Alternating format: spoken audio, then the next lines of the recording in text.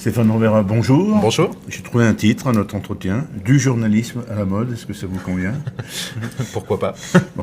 Alors on va commencer par un passé qui est quand même récent. Vous avez été journaliste radio, journaliste de télévision, vous avez même travaillé à Paris, dans une antenne nationale pendant quand même un certain temps. Oui, c'est vrai. On peut peut-être donner le nom de... C'est vrai, c'était au tout début de la station, de ma carrière, en j'ai encore un peu de mémoire. 96, mais tout à fait, je n'en doute pas.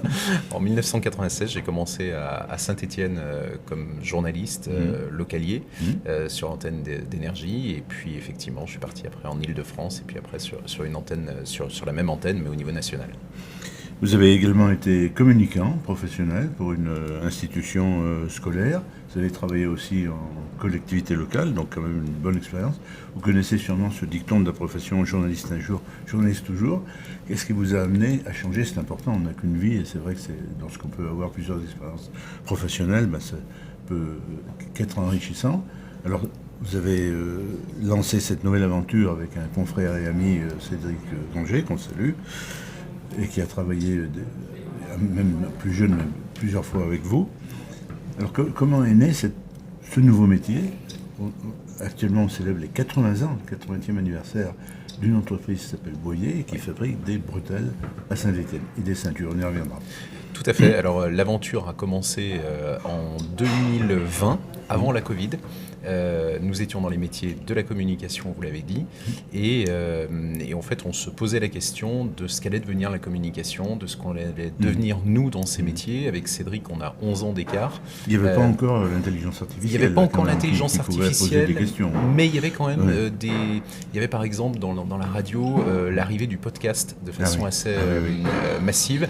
Donc on s'est posé cette question-là, de se dire tiens, comment le métier va évoluer. On a regardé du côté des États-Unis, et en fait les États-Unis ont connu ce que l'on connaît aujourd'hui en matière de radio. Ils ont toujours 5 ans, 6 ans d'avance.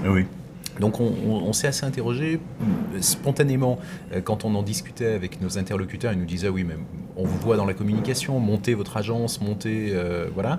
On travaille depuis à ce jour, on travaille depuis 16 ans ensemble avec Cédric. Donc une bonne complémentarité. Une complémentarité totale, un vrai duo et une très très bonne entente. Il n'y a jamais eu d'ombre au tableau, donc c'est suffisamment rare professionnellement pour le souligner. Et donc on ne s'est rien interdit. On s'est dit, on peut regarder autour de nous, pourquoi ne pas reprendre une entreprise plutôt que de la créer. Et c'est d'ailleurs un vrai sujet aujourd'hui, puisque 500 000 à 700 000 entreprises, exactement dans les 10 ans. Donc il y a tout un tas de pépites qui existent sur le territoire à reprendre. Et quelquefois, reprendre une entreprise, c'est finalement beaucoup plus adapté, beaucoup moins risqué aussi que de créer sa propre entreprise. Donc là, cette entreprise s'est présentée à nous.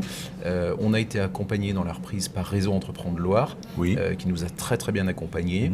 Et voilà, et l'aventure est née. Le produit était original, bretelles et ceinture. Ceinture, on s'est dit que globalement, 90%, voilà, 90% de la population porte une ceinture. Et bretelles, un vrai marché de niche qu'on essaye de travailler de cette façon-là. Alors l'entreprise a été créée en 1946, peut-être 2 mots d'historique. Oui, à Saint-Étienne. Voilà, c'est ça, à Saint-Étienne. Avec combien de salariés? C'est créé, et ES, je pense. Oui, c'est ça. Rue Désiré-Claude, le siège de l'entreprise au tout départ. C'était Gérard Boyer qui travaillait avec une couturière à domicile, dans son propre domicile. Et l'entreprise s'est développée petit à petit. Gérard Boyer avait la particularité en fait d'être jeune, de sortir du service militaire. En 1946, on était à la fin de la guerre et il n'y avait plus rien. Lui avait eu la particularité en fait d'être au service des subsistances, donc on va dire le magasin de l'armée. Il connaissait tous les fournisseurs français et c'est cette connaissance assez précise de la cartographie des fournisseurs français qui a fait qu'il a créé son entreprise. Très vite, en fait, il a commercé avec les merceries, il a commercé sur du tissu élastique. C'était à l'époque de la jartelle. Donc il était plutôt innovant. Par exemple, il y avait beaucoup de... Voilà, et très vite, en fait, l'entreprise s'est spécialisée en bretelles et en ceinture. Il a déménagé au-dessus de La Pose, à l'Étrat. Oui. Il y a une villa juste au-dessus quand on regarde le restaurant La Pose. Et en fait, il vivait là et tout le rez-de-chaussée était dédié à l'activité avec une bonne quinzaine de salariés, jusqu'à 20 salariés. Aujourd'hui, nous sommes 11. Sur le site de Villars, 27 avenue de l'Industrie. Ce qui est pas mal, Villars. parce qu'il a dû y avoir une certaine mécanisation aussi de la fabrication. Alors non, c'est une particularité de la Encore. bretelle. On fabrique, alors oui, il y a quelques robots de couture, on va dire, mais c'est quelque chose qui est, comme on dit dans la profession, très ouvrageux. Et c'est quelque chose qu'une machine ne peut pas faire. Et j'ai envie de dire, tant mieux. Alors dans le cadre de la préparation de cet entretien, vous m'avez donné d'autres dates aussi historiques un petit peu. On va peut-être résumer des étapes importantes de l'histoire de Boyer. Alors effectivement, Gérard Boyer a créé en 1946, il a tenu toute sa vie. Et puis au moment de la retraite, il a vendu au fils de l'un de ses fournisseurs, qui était son fournisseur en transport. Et puis Patrice Dusson a tenu l'entreprise avant nous, a piloté l'entreprise pendant 30 ans. Donc la maison Boyer a la chance d'avoir été sur des temps longs dans une société où tout va très vite. Et quelquefois la vitesse abîme un petit peu l'ouvrage. Eh bien là, en l'occurrence, tout a été construit dans le temps long et c'est ce qui fait peut-être que ça fonctionne encore. Alors, vous avez parlé d'une formation, de l'aide d'un organisme qui accompagne les futurs entrepreneurs, mais votre connaissance à la fois de la presse et de la communication a quand même compté dans le fait de valoriser l'image et de faire connaître à travers soit des événementiels, soit des articles dans la presse, y compris dans la presse nationale, sur votre entreprise. Oui, cette entreprise, en fait, elle était extrêmement saine, et ça, on le doit à nos deux prédécesseurs. Elle était très très saine, et il suffisait, et c'est ce que nous a dit d'ailleurs notre prédécesseur, de rajouter la dimension peut-être communication. Donc, fort de ce que notre prédécesseur nous a dit, parce qu'on l'a écouté vraiment pendant un an et au-delà, puisque vous voyez, il y a quelques jours encore, il était dans nos murs pour prendre un petit café. Il nous a dit, vous pouvez axer sur une chose, c'est un petit peu de communication, et effectivement, il fallait refaire un site internet parce qu'il n'y avait qu'une page ou deux, et c'était pas suffisant. Aujourd'hui, il y a 9000 produits sur notre site internet. Ah oui, 9000 produits. 9000 produits, on peut faire 9000 paires de bretelles différentes. On a mis en place de l'ultra-personnalisation, c'est-à-dire que sur une bretelle à 3 pinces, 2 pinces devant et une pince derrière, on peut imaginer mettre un tissu de chaque couleur. Alors, ça serait pas très élégant si ce n'est pour un clown, mais en tout cas, il y a cette possibilité-là. Vous pouvez mettre un tissu à l'avant et puis un tissu à l'arrière. Vous pouvez graver votre prénom, votre nom sur les rétrécisseurs, la petite pièce qui sert à régler la paire de bretelles. Et puis, vous pouvez optionner des petites pattes en cuir, des doubles attaches en cuir, si vous portez les bretelles avec des boutons plutôt qu'avec des pinces.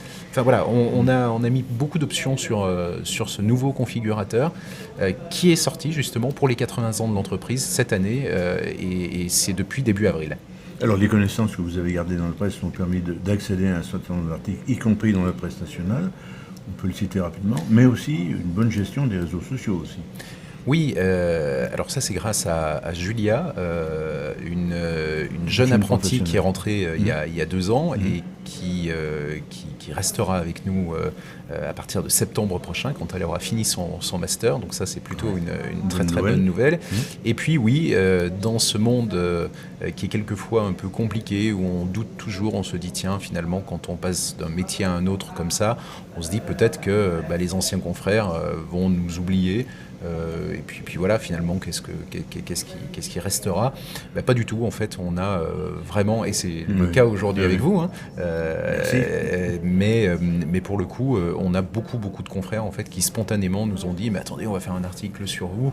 Tout ça a fait relativement boule de neige, et puis encore dans les prochains mois, plusieurs petites choses comme ça qui devraient mettre en valeur ça sur notre site. L'entreprise. J'ai dit l'entreprise parce qu'on n'a pas parlé du personnel, mais l'entreprise, voilà, sans le personnel, c'est pas grand-chose. Alors 2 mots quand même sur les événementiels. Moi j'ai retenu 2 choses différentes, 2 grands rendez-vous. Vous avez participé à un salon d'entreprise innovante à l'Élysée, et donc là, quand même les gens étaient très sélectionnés. Et puis vous avez rebondi sur des événements sportifs internationaux, je pense au à la compétition de rugby qui avait eu lieu en partie à Oui. Saint-Étienne. Et là, vous avez créé pour une des équipes qui avait été accueillie et qui avait été logée dans un hôtel de la périphérie. Tout à fait, oui. Des bretelles spécifiques avaient été commandées par le maire d'Andrézieux-Bouthéon pour remettre en fait aux Wallabies. Et ça, c'était vraiment un côté très, très fier et cocorico local. Au niveau du salon, alors c'était le salon du Made in France. Oui. Le salon du Made in France sur lequel effectivement la Chambre des métiers France, à travers la Chambre des métiers locale, Loire, nous avait invités à participer il y a 2-3 ans pour présenter notre savoir-faire. Donc là, on était vraiment invités, c'était très très sympa. Et c'est vrai que ça nous a permis de pouvoir s'exposer un petit peu plus au plus grand nombre. La ministre de l'époque des PME et de l'artisanat s'était arrêtée un bon quart d'heure sur notre stand. Et effectivement, il y a effectivement le côté presse qui avait été bien couvert à ce moment-là. Et puis, effectivement, vous avez parlé de la grande expo de l'Élysée. On nous a invités à postuler. Alors, ça sera cette fin d'année. Alors après, est-ce qu'on sera retenu? Je n'en sais rien. Mais ce sera un joli cadeau d'anniversaire pour les 80 ans, pour la mise en valeur, justement, de la totalité de l'équipe.